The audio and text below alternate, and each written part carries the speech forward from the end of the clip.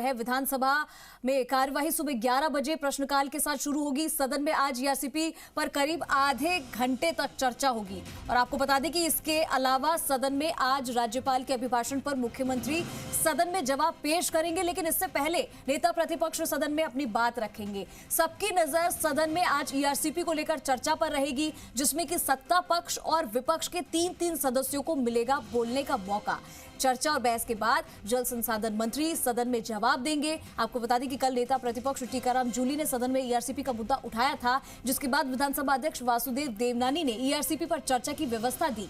प्रश्नकाल की बात करें तो आज प्रश्नकाल में कार्मिक, आबकारी, गृह विभाग, आयोजना, सामान्य प्रशासन, एसीबी, चिकित्सा, स्वास्थ्य जैसे जनहित से जुड़े मुद्दों पर सवाल जवाब होंगे। तो आज एक बार फिर से सदन में ईआरसीपी को लेकर चर्चा की जाएगी। प्रश्नकाल में तमाम ये बड़े मुद्दे जिसको लेकर हमने आपको बताया उस पर चर्चा की जाएगी। कल भी ईआरसीपी को लेकर नेता प्रतिपक्ष टीकाराम जूली ने सदन में मुद्दा उठाया था, जिसके बाद विधानसभा अध्यक्ष वासुदेव देवनानी ने ईआरसीपी पर चर्चा की व्यवस्था दी थी। लेकिन आज जो विशेष चर्चा होनी है ईआरसीपी को लेकर, सवाल जवाब होंगे, चर्चा होगी, इस पर सबकी निगाहें टिकी रहेगी, क्योंकि बड़ा मुद्दा है, सबकी नजरें इसी पर टिकी है। और आपको बता दें कि नेता प्रतिपक्ष ने भी इस पर सवाल उठाया था। मेरे साथ विष्णु शर्मा लगातार जुड़े हुए हैं और एक बार फिर से उनका रुख करेंगे।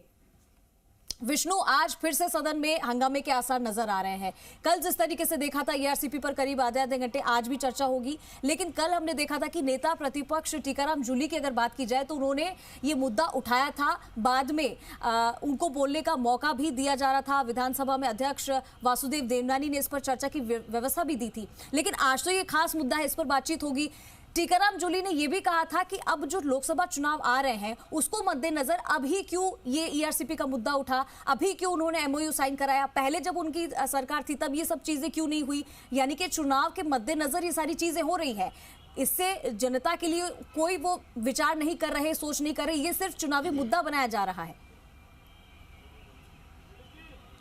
अब बिल्कुल चंद्रश्री, लगातार विपक्ष इसी बात को लेकर मुद्दा बना रहा है कि लोकसभा चुनाव है नज़दीक, तो ऐसे में ईआरसीपी का जो है वो एमओयू आनन फानन में साइन किया गया है और इसको लेकर जब मुद्दा बनाया गया है तो अब वो जानना चाहते हैं कि किन शर्तों के आधार पर यहाँ पर एमओयू साइन हुआ है।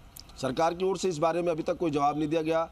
हंगामा बढ़ा तो अब यहाँ पर आज विधानसभा अध्यक्ष की ओर से व्यवस्था दी गई है। तीन सदस्यों को बोलने का मौका दिया, लेकिन कहीं ना कहीं यह हंगामा होने के आसार है। तो अब ये तय है कि ईआरसीपी बड़ा मुद्दा है, चुनावी मुद्दा है और ये विधानसभा जो चुनाव में अभी मुद्दा बना था और अब लोकसभा चुनाव में भी इसको मुद्दा बनाया जाएगा। करीब 13 जिले हैं वो इससे प्रभावित हैं। इन 13 जिलों के 40% जो आबादी है राजस्थान की वो इससे प्रभावित है और वो उनको पेयजल मिलता है। 2,80,000 हेक्टेयर सिंचित भूमि होनी है। तो ये और जो मुद्दा है वो काफ़ी अहम है और इसको लेकर हालांकि जो सत्ता पक्ष यानी बीजेपी के जो नेता हैं वो इनकार करते आ रहे हैं कि चुनावी मुद्दा नहीं है। ये लोगों की उम्मीद और आस थी, जिसको प्रधानमंत्री नरेंद्र मोदी की गारंटी इस आधार पर पूरा किया गया है। खैर, विधानसभा में जब मुद्दा उठेगा तो हंगामा होना लाजमी है और लगातार इस मुद्दे को लेकर दोनों ही पक्ष अपनी अपनी बात रखेंगे।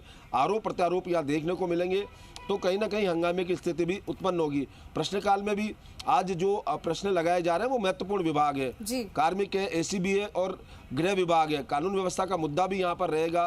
विपक्ष की ओर से इस मामले को उठाया जाएगा क्योंकि कई वारदातें ऐसी हो चुकी है जो इन दिनों हुई है। हालांकि सत्ता पक्ष का ओर से कहा जाएगा कि ये कंट्रोल किया है, एसआईटी गठित कर दी, तमाम जो बातें हैं। तो अब ये हंगामे के आसार जरूर रहेंगे। विधानसभा में लगातार गाए बगाए प्रश्नकाल में लगातार हंगामा होता देखने को मिल आ रहा है।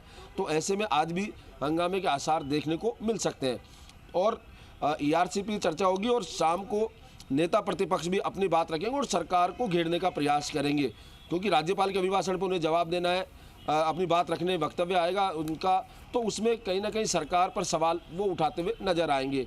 ये तमाम बातें, 2 संशोधन भी यहाँ पर रखे जाएंगे राज्यपाल के अभिभाषण पर। शांति धारीवाल है और रफ़ीक खान है, उनकी ओर से रखा जाएगा, क्योंकि राज्यपाल के अभिभाषण में 2 जो वक्तव्य है उनमें जोड़ने की बात कही जा रही है, उसको लेकर भी अपनी बात होगी। हालांकि उनको विधानसभा की ओर से अस्वीकार कर दिया जाएगा जो सत्ता पक्ष की ओर से, क्योंकि वो रहेगा संशोधन।